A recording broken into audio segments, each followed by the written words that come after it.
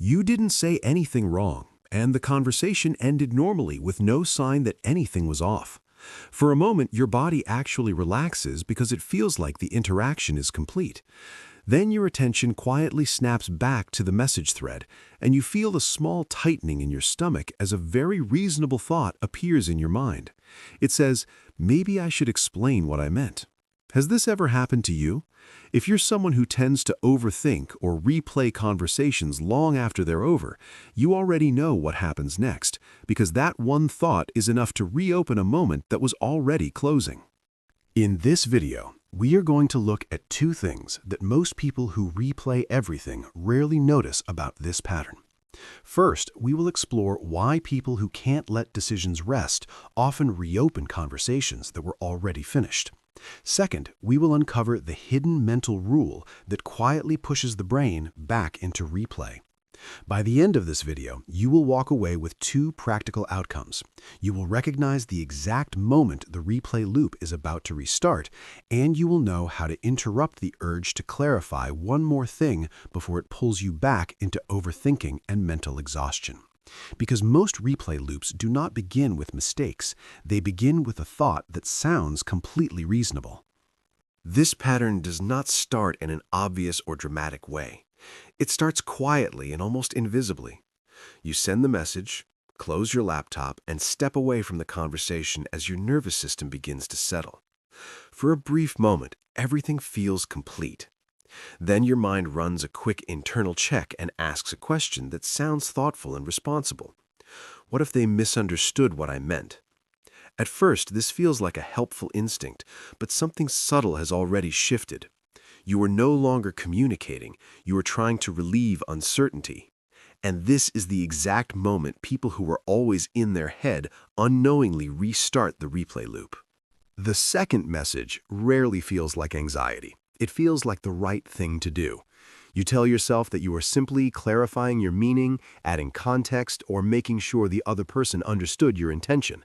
But underneath that, something else is happening.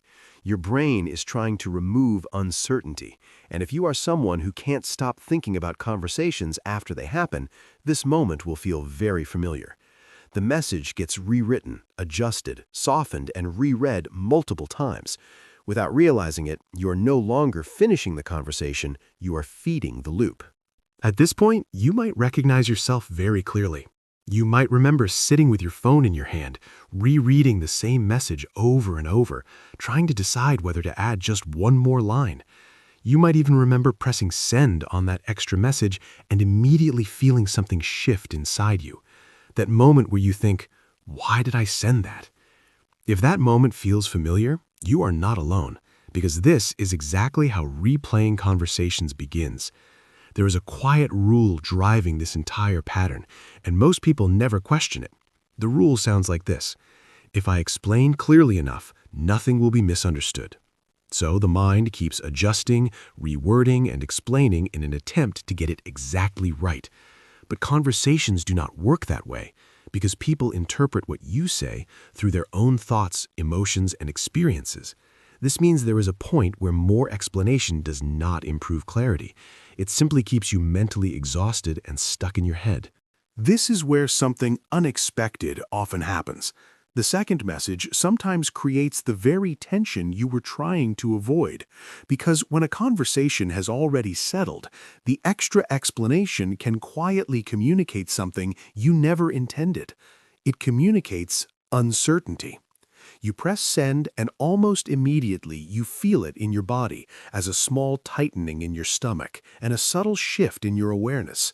Suddenly, you are back in the loop, checking, rereading, and trying to figure out how it landed.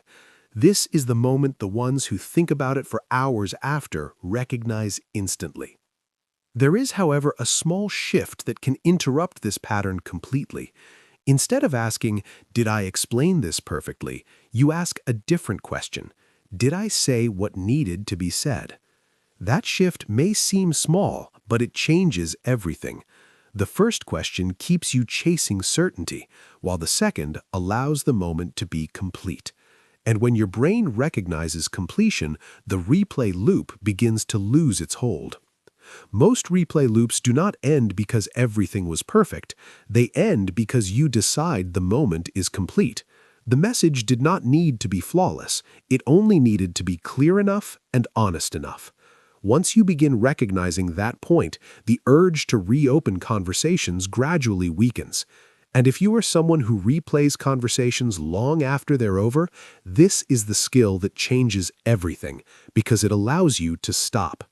Your mind may still whisper one more thought, telling you to explain just one more thing, but now you recognize what that voice really is. It is not clarity, it is the loop trying to reopen. And this time, you choose differently. You let the message stand, you let the moment stand, and most importantly, you let the decision stand.